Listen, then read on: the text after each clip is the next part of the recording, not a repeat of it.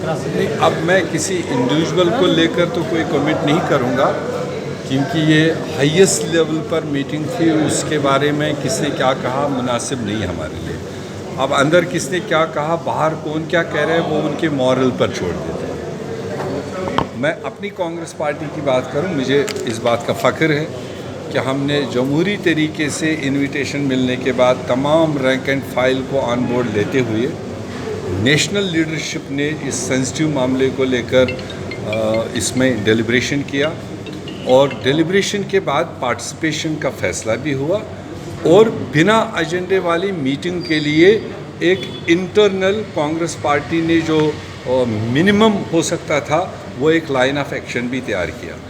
वही वजह रहा कि जब अंदर गवर्नमेंट साइड से कोई एजेंडा नहीं बताया गया और फाइनली कांग्रेस को ही पहले बोलने का एक मौका मिला, तो मुझे खुशी है कि जिस तरह से कांग्रेस ने वहाँ पर पिछले 5 अगस्त 2019 से लेकर आज तक जो मोदी सरकार ने यूनिलेटरल डिसीजंस, कॉन्स्टिट्यूशनल हो, डेवलपमेंटल हो, जम्मू कश्मीर के किसी भी बारे में जो फैसले लिए वो यूनिलेटरल, और उसके इम्प्लीकेशंस हमारे लोगों को किस तरह से भुगतना पड़ा, किन तकलीफ़ों में से जूझना पड़ा, वो चाहे ट्रेडर्स हो, वो चाहे स्टूडेंट्स हो, किड्स हो, मतलब माइंस में इफ़ेक्ट करने वाले लोग हो, रोड सेक्टर में, ट्रांसपोर्ट सेक्टर में, ये सारा माशरा है और उनका कमर तोड़ सिचुएशन मोदी सरकार के यूनिलेटरल फैसलों ने पैदा किया।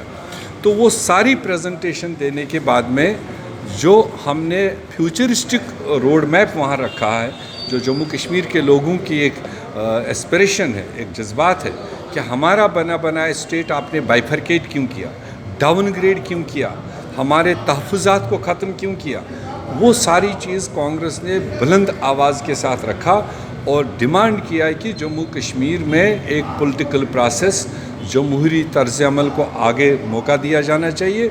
जल्द अज जल्द यहाँ पर एक पॉपुलर सरकार लोगों को बनाने का मौका दिया जाना चाहिए। वो एक हमारा मुख्य तौर एजेंडा रहा और उसके बाद सरकार की तरफ से डिलिमिटेशन को लेकर जो प्रेजेंटेशन दी गई वो आने वाले दिनों में देखेंगे। जो उन्होंने कहा है कि ये जमहूरियत के साथ में चलेगा, सारे पॉलिटिकल पार्टीज़ का इसमें हर लेवल पर पार्टिसिपेशन रहेगा, जो अभी तक नहीं दिखाई दिया 1.5 साल। अब अगर आगे ऐसा कोई अमल वो उठाते हैं, तरीक़ेकार उठाते हैं कि जिसमें स्टेट में भी, डिस्ट्रिक्टों में भी, तहसीलों में भी, जहाँ जहाँ इस पर डिबेट होगा वहाँ तमाम पॉलिटिकल पार्टीज़, तमाम सोशो पॉलिटिकल ऑर्गेनाइजेशंस को भी इस्तेमाल किया जाएगा, ताकि ट्रांसपेरेंट तरीके से अगर ये डिलिमिटेशन आगे बढ़ता है तो कांग्रेस को कोई आपत्ति नहीं है। मेरे साहब, आपको लगता है ये जो भाजपा वाले जमहूरियत तो समझते नहीं हैं, न उनके पार्टी में है तो न उनके दिमाग में है, वरना देश तो इफ़हाम तफहूम से ही चलता है, वो बिल्डोजिंग से नहीं चलता है। आप देश के अपने लोगों पर किसी भी खित्ते में, किसी भी रीजन में आप बिल्डोज़र चला के अपनी मनवाने की कोशिश करोगे, ऐसा जमहूरियत में होता नहीं।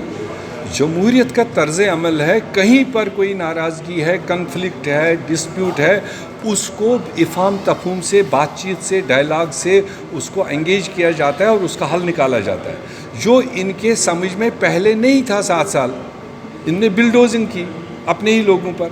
अब इसीलिए हमने कहा देर आए दुरुस्त आए।